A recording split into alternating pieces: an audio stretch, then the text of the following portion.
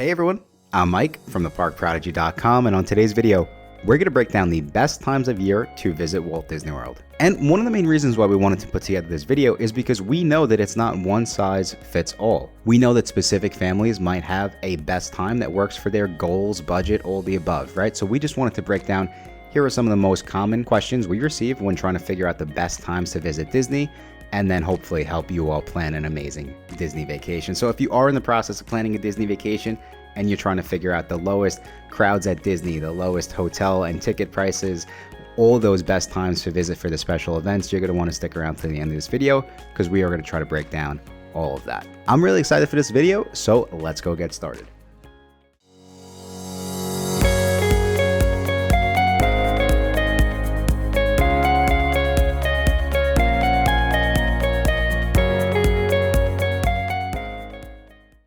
Thank you all again so much for checking out this video. Like I said, we are about to break down the best times to visit Walt Disney World. And like I said, if you are in the process of planning a Disney vacation, and it does sound like these are the type of videos that you do need to be as prepared as possible, just be sure to go subscribe to our channel, as we do have a bunch of other similar videos coming out in the coming weeks.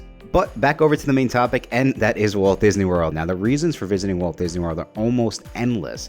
But what about when is the best time to visit? And something you might be seeing as you're planning your Disney trip is there's a lot going on in the parks. Now, whether it be the different festivals over at Epcot or the special event nights over at the Magic Kingdom Park around the holidays, there is just so much going in to Walt Disney World throughout the year. All of these factors can have an impact on how much you get out of your Disney vacation. And that's really the main reason why we wanted to discuss, hey, these are the best times of year to visit based on these specific things, because every family has a specific goal and we're trying to help you reach that goal. So to do that, we're going to break down the top 5 biggest trends when trying to pick out the best time of year to go to Walt Disney World. And coming in at number 5, and really we're starting off with the most popular one and probably, one of the most important ones, and that is crowd levels. And of course, it's so important for, the obvious reasons where people just don't want to wait online. You want to get the most out of your trip, especially if you're coming for that first time trip and you're trying to get as much done as possible. Crowds are such a huge factor, but luckily in the day and age we live in, where there's so much data and so many, different trends that you can pick up within that data, for the most part, we have been able to pick up the slower times of year to allow you to get the most out of those vacations. As a general rule of thumb, if you're looking for the best month to visit Walt Disney World based on crowds, September is historically the slowest month because kids from all 50 states have now finally gone back to school. We would also say the other important thing to keep in mind is that during this time of year, the temperatures in Florida is still pretty hot, right? So people tend to avoid that just because they don't want to go to the parks when it's hot. And I'm not gonna lie to you, it will be hot if you visit during this time of year. With that being said, I actually just got back from a trip in September and the parks were dead. It was quiet. We got on absolutely everything. So some of the other months that kind of come to mind as this slower times of year at Walt Disney World is going to be August. And it's going to be a similar thing really towards the end of August, when schools in the southern part of the United States start going back to school. You'll start seeing crowds start to come back at Walt Disney World. Now, of course, the only draw to this is just like it sounds, same thing with the weather. However, there are 2 other months that we do always recommend if trying to visit Disney World based on low crowds, and that is going to be January and February. The other important thing to keep in mind is you have to kind of wait those first couple days, especially right through the first weekend in January is Walt Disney World Marathon Weekend.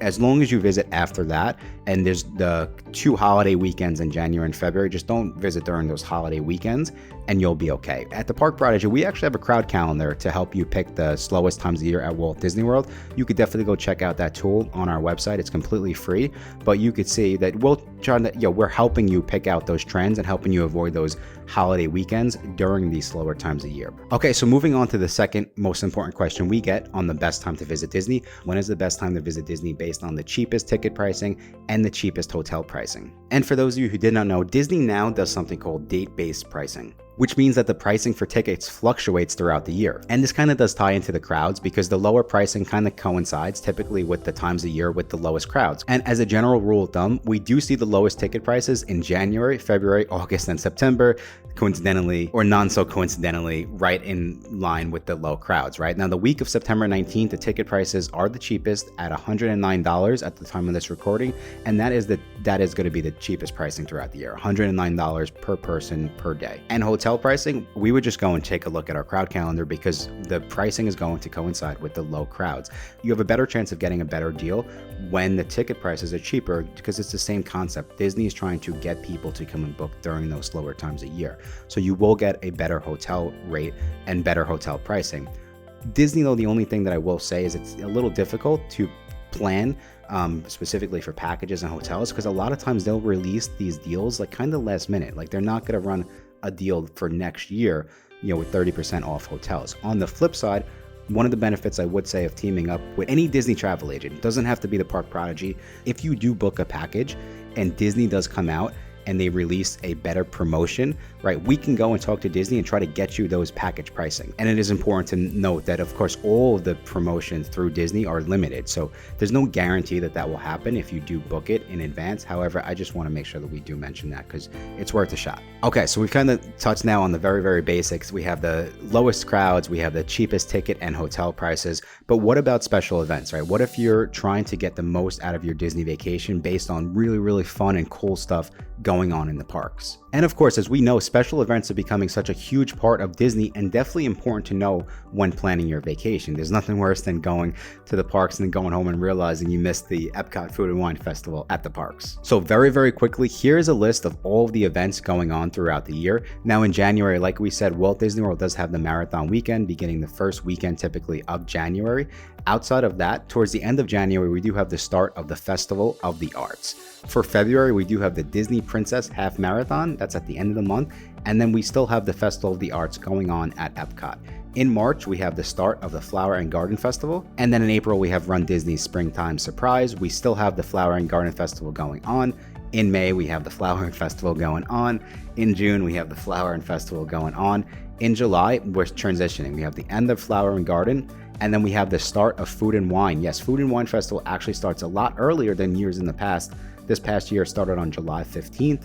In August, we have Food and Wine, and then the fun stuff starts to begin. We have Mickey's Not So Scary Halloween Party starting all the way in August. September, Food and Wine and Mickey's Not So Scary. October, Food and Wine and Mickey's Not So Scary. And then November, we have the Food and Wine Festival, Disney Wine and Dine Half Marathon Weekend. And then we do have towards the end of November, the start of the Festival of the Holidays over at Epcot.